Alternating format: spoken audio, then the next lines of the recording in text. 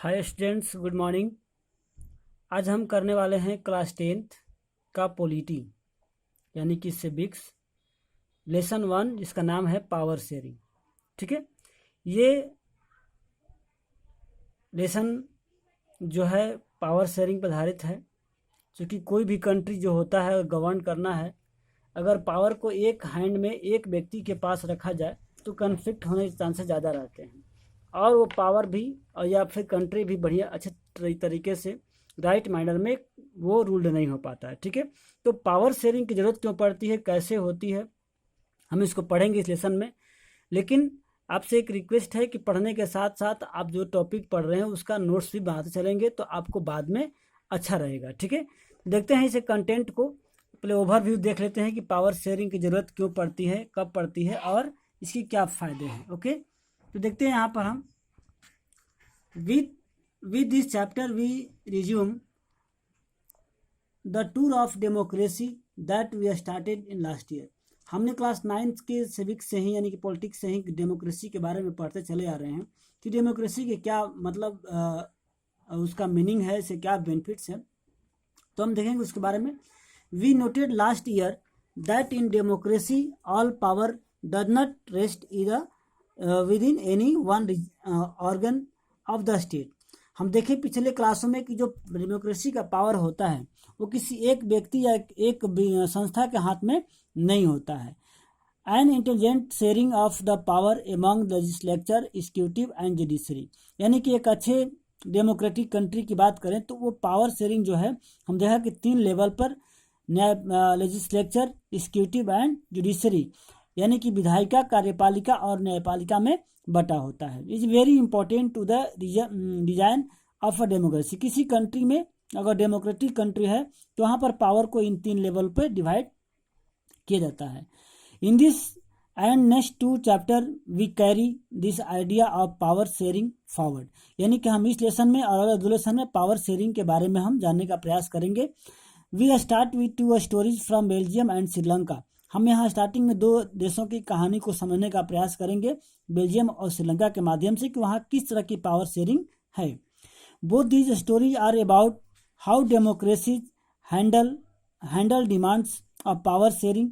The story yield some general conclusions about the need of power sharing in democracy, यानी कि 2 कहानियों के माध्यम से इन 2 देशों श्रीलंका और बेल्जियम की स्टोरी को पढ़ने के माध्यम से हम ये समझने का प्रयास करेंगे कि आखिर डेमोक्रेटिक कंट्री में पावर शेयर करने की जरूरत क्यों पड़ती है।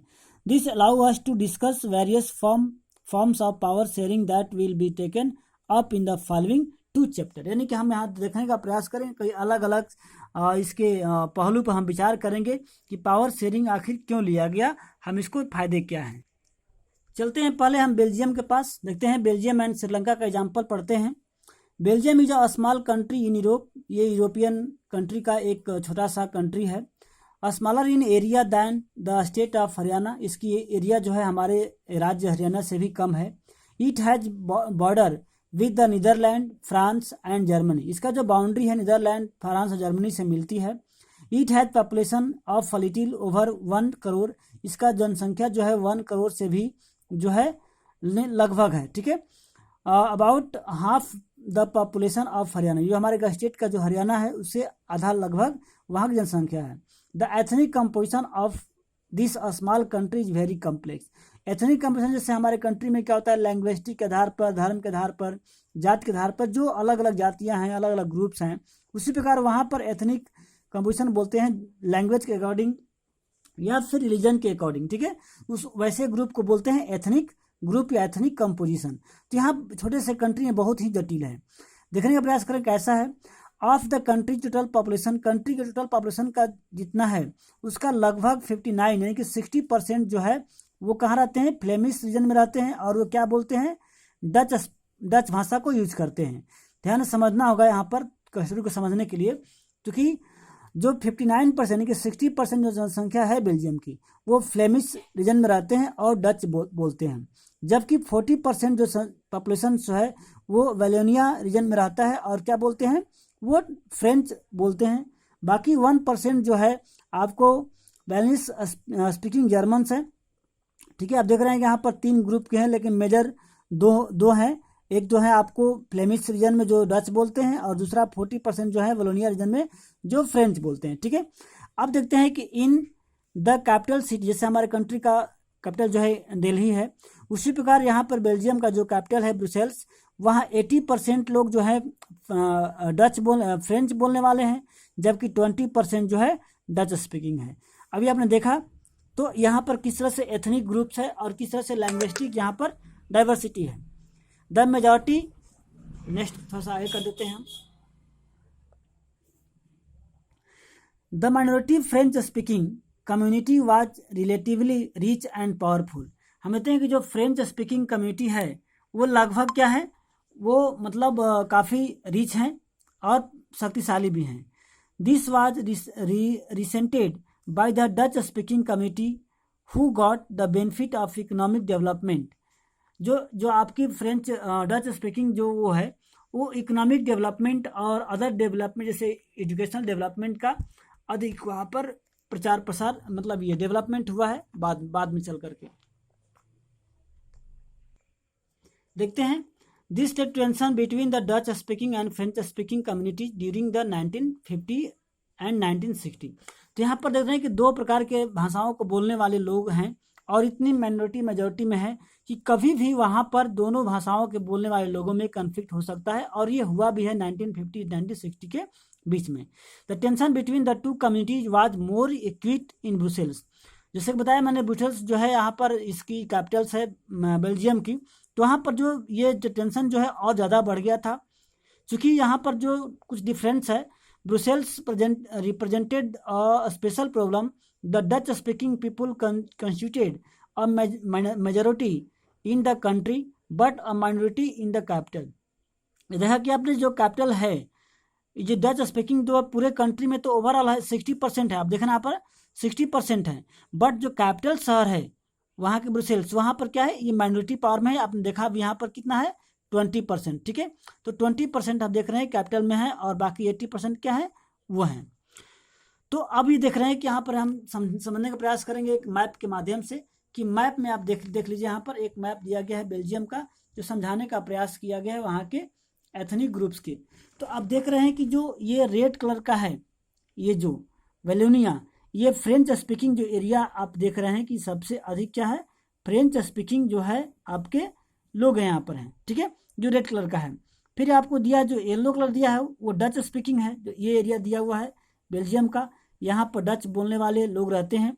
और एक थोड़ा देख रहे हैं कि जो ये लाइन डटेड लाइन किया हुआ बाउंड्री थोड़ा सा या वो है जर्मन स्पीकिंग। ठीक है, तो आप देख रहे हैं, और ये जो है आपका वहाँ का कैपिटल है ब्रुसेल्स। तो ये आपका जर्मनी, ये सॉरी बेल्जियम का मैप रहा। आप इसको देखें कि किस तरह से यहाँ पर एथनिक या लैंग्विस्टिक जो है मतलब कंपोजिशन वहाँ पर है। ठीक है, अब हम बात करेंगे श्रीलंका की। Let us compare this to the situation in other country. Sri Lanka in island nation, जैसे कि आप जानते हैं हमारे कंट्री के पड़ोसी राज्य है Sri Lanka. Just a few kilometres off southern coast of Tamil Nadu, जो तमिलनाडु से बहुत मतलब करीब ही कुछ ही किलोमीटर है। It has about 2 crore people, यहाँ पर जनसंख्या जो है 2 करोड़ के आसपास है। About same in as in Haryana, like other nation of the South Asia regions. ठीक है, श्रीलंका है द डाइवर्स पॉपुलेशन, यहाँ भी कई प्रकार की डाइवर्स पॉपुलेशन है। The major social group are Sinhala speaking speakers 74% and the Tamil speakers 18%। Among the Tamil are 2 sub groups. देख रहे हैं कि यहाँ भी जो है 2 प्रकार के लैंग्वेज को बोलने वाले लोग रहते हैं। एक जो है सिन्हला स्पीकिंग जो 74% है, और एक जो है तमिल स्पीकर जो है 18% है। ठीक है, इसमें भी देख रहे हैं कि Tamil native of the country are Sri Lankan Tamils 13%, rest whose. यहाँ पर देख रहे हैं कि जो तमिल लैंग्वेज को बोलने वाले लोग हैं, तमिल स्पीकर, इसमें भी 2 प्रकार के लोग हैं। एक 13% जो वहाँ के बिल्कुल नेटिव है, वहाँ के प्रॉपर मतलब रहने वाले लोग हैं, और दूसरे वो हैं कि जब कॉलोनियल पीरियड था हमारे कंट्री और श्रीलंका के आसपास, श्रीलंका में, तो वहाँ पर प्लांटेशन कार्य के लिए इंडिया से ले गए वर्कर्स थे, वहीं पर रह गए। वैसे क्या बोलते हैं, इंडियन तमिल्स, यानी कि इंडिया से गए हुए तमिल बोलने वाले लोग जो हैं श्रीलंका में रहते हैं। ठीक है, एज यू कैन, यहाँ मैप में भी हम देख सकते हैं, किस तरह से आगे दिखाएंगे आपको आगे वाले टॉपिक्स में, कि as you can see in the from map, Sri Lanka Tamils are concentrated in the north and the east of the country. Most of the Sinhala speaking people are the Buddhist. जो सिंगला बोलने वाले लोग हैं उसमें से अधिकांश लोग बौद्धिस्ट धर्म मानते हैं. While most of the Tamils are Hindu and जबकि तमिल बोलने वाले लोग कुछ हिंदू और कुछ मुस्लिम भी हैं. There are about 7% of Christians, यहाँ पर 7% क्रिश्चियन भी है, who are both Tamil and Sinhala, जो कि क्या करते हैं 7% जो संख्या है वो तमिल भी लैंग्वेज यूज करते हैं और सिंगला भी. तो आप यहाँ देख सकते हैं कि लैंग्वेस्टिक के आधार, लैंग्वेस्टिक के होने के साथ साथ जो धार्मिक जो रिलीजन भी है वो कितना डाइवर्स है. ठीक है, जस्ट इमेजिन, तो आप यहाँ इमेजिन कर सकते हैं कि जो इंडिया जो श्रीलंका और बेल्जियम की जो डाइवर्सिटी है अकॉर्डिंग टू लैंग्वेज, तो वहाँ पर हमेशा किस तरह से कन्फ्लिक्ट हो सकती है, या फिर जो है वो होती रहती है, या फिर जो माइनॉरिटी और मेजॉरिटी की जो डिसएडवांटेज एडवांटेज है वहाँ पर ले सकते हैं. ठीक है, कभी भी वहाँ पर लैंग्वेज के अकॉर्डिंग जो है ग्रुपबाजी हो सकती है, कन्फ्लिक्ट हो सकता है, और वापस में क्या हो सकती है, वहाँ पर दंगे फसाद हो सकते हैं. ठीक है, देखते हैं. In the Belgium, the Dutch community could take advantage of this numeric majority and force its will on the French and German-speaking population. This would push the conflict among the communities further. This could lead to the very massive partition of the country. Both sides would claim control over the Brussels.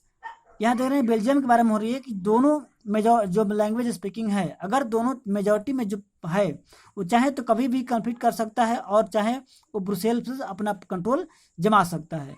हमेशा दोनों side से बना रहेगा claim करने के लिए. उसी प्रकार श्रीलंका की बात करते हैं. In Sri Lanka the Sinhala community enjoy an bigger majority and would impose its will on the entire country. Now let us, हम देखने का प्रयास करेंगे कि ये दो कंट्री के एग्जाम्पल के माध्यम से कि वहाँ पर लैंग्वेस्टिक के रूप में जो डिफरेंसेस हैं, जो डाइवर्सिटीज हैं, वो कैसे अपने कंट्री को एडजस्ट किए हैं पावर को शेयर करके. ठीक है, अगर पावर शेयर नहीं होता तो हमेशा उन लोगों में क्या होगा, आपस में कन्फ्लिक्ट दंगे होते रहेंगे. हम नेक्स्ट टॉपिक पढ़ेंगे कल, जो टॉपिक हमारा है मेजॉरिटीज इन श्रीलंका. तो हम इस हफ्ते के लिए हम लोग गुड बाय करते हैं. ओके.